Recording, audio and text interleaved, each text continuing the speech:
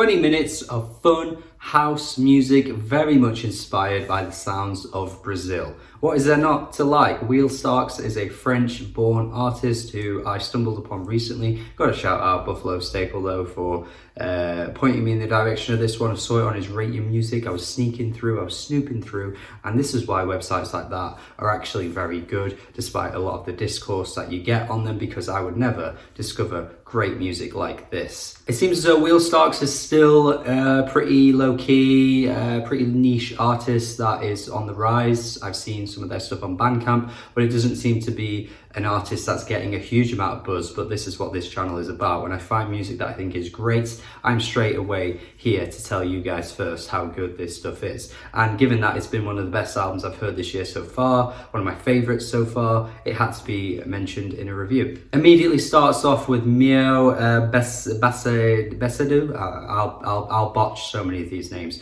Immediately that Brazilian influence comes through. The drums particularly sound like something you'd expect out of a Brazilian sound. The vocals are absolutely full of life and vibrance. I'm pretty sure there's a kettle drum that comes through at one point as well. It's just an absolute vibrant and exciting tune. Immediately, right out the gate, you are locked in and ready for more tunes like this. And they sure do keep coming. You've got Copacobana 89, which is this chilled out house jam that just has full summer vibes coming through. I mean, it's been pretty grim lately in the UK, but of course, leading into the summer, this is exactly the kind of thing I'm going to be wanting to hear, and it'll be exactly the kind of thing I'll be listening to as well. Another track very much in that vein is Gatinha, which does sound like a Brazilian international playing for PSG, I know, but it is not in fact that.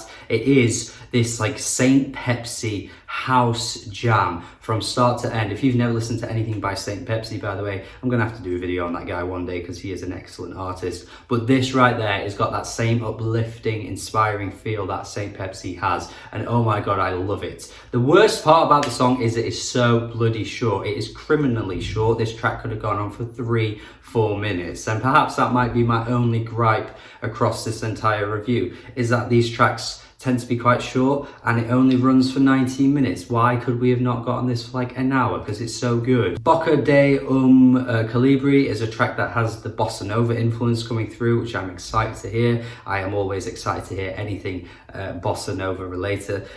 And Deixa, I have to read this, sorry. Deixa Dizer, again, probably botched that. Another great track where the vocal sample actually reminds me of something like the Avalanches would do. So yeah, lots of name drops in this review, but I do kind of want to inspire you to go check this artist out, because a lot of this influence coming from Brazil and other artists as well, and even like the UK house sounds as well, don't forget those by the way, is just coming together so beautifully and brilliantly.